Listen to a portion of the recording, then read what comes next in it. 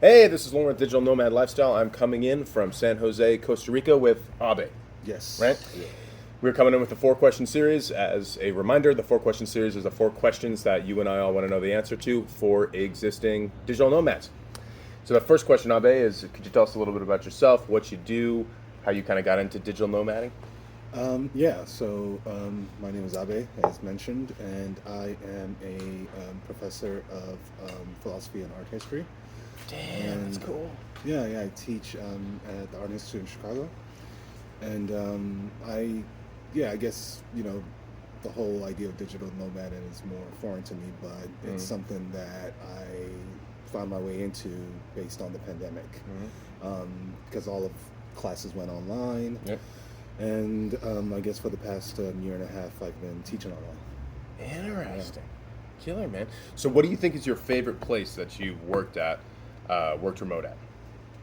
So around the same time of the pandemic, my partner and I actually moved to Berlin, Germany.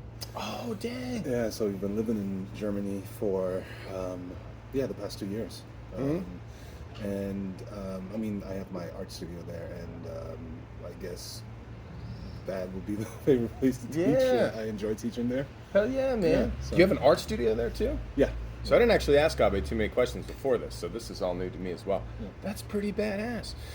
What do you think are the 2 tips you would give to someone interested in being a digital nomad in Berlin, Germany? In Berlin, Germany, specifically. Specifically. 2 tips that I would give. Wow. Interesting. I don't know about tips that I would give. I guess I could think of how my partner benefits from it. Is that one tip would be kind of have a place where you do regularly work. She's been working out of WeWork. Okay, so there are WeWorks then. Yeah. Okay. And as I mentioned, I work out of my art studio. So kind of having a dedicated place that you work. And I think the second would be having sort of a schedule. Yeah. Me, I'm forced to have a schedule because of class starts at a specific time. But I guess if you are freelancing or you own your own business, kind of having a dedicated schedule, because otherwise I think you really kind of start to see your work bleed into your social and normal life, and there's no sort of compartmentalization of it. Absolutely. So I think it's important to have that. Yeah, and then you both suffer. Yeah, That's the yeah. ironic part. If you don't schedule, like compartmentalize that, that's exactly it. How much, if you don't mind me asking, how much would would that cost a month as of Don't know. December I think- 2021, roughly? Yeah, I think it's around 300 for a hot desk for Okay. work.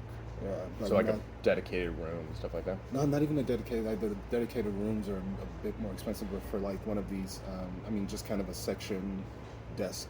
You Oh, have like okay. a section, yeah. Oh, okay. So not crazy affordable, but I imagine you could probably find the co-working spot's a good call.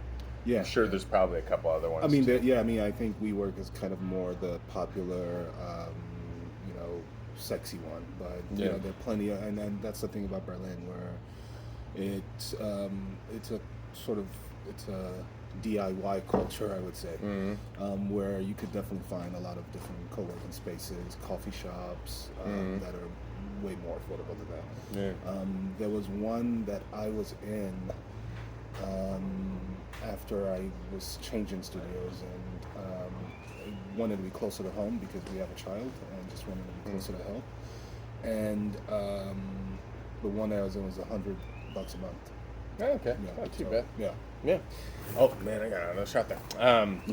Well, sweet. So, what were the 2 things you were concerned about when you started working online, and how did you kind of address those? The concerned, because academic work is only partially just teaching. There's a lot of it that's conferences, applying for grants, fellowships to do research, do projects.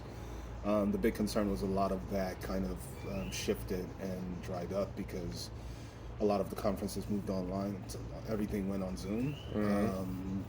A lot of institutions started cutting back on funding. So those were kind of the big concerns. Yeah. So just kind of around like funding being cut which Yeah. is obviously a big part for you, huh? Yeah, yeah. So I mean, you were mentioning earlier that you were forced into sort of digital nomad Yeah, life. forced into it, but I'm not complaining. Yeah, it's not like you like went for it. Yeah, right? it's not like, oh man. Yeah, so- Yeah. But yeah, I mean, I think I'm definitely one of the very lucky people that, as the pandemic hit, my work can easily be transferred online, and I'm able to continue that way, Yeah. rather than, be furloughed or completely lose my job. Yeah, it'd be a bummer, man. Yeah, yeah. So, but I think that's a good one for some people out there who maybe were forced into like a more remote position. They're interested in traveling. They weren't really considering maybe working and traveling at the same time, but you're kind of a good inspiration that it can be done, even if you didn't necessarily think it was something it you can wanted be done. originally. I mean, and I think you just kind of have to be more disciplined, because especially, for example, being in Costa Rica, where there's so many distractions. Yeah, absolutely. So you have to be a bit more disciplined to get the work done. Yeah, that's true. Sweet. All right, well, thank you, Abbey. Appreciate it. Yeah, no problem. So, Digital Nomad Lifestyle, you can follow us on Instagram. We also have a TikTok now, too, YouTube, and then digitalnomadlifestyle.com. We also have a Facebook group, too. Till next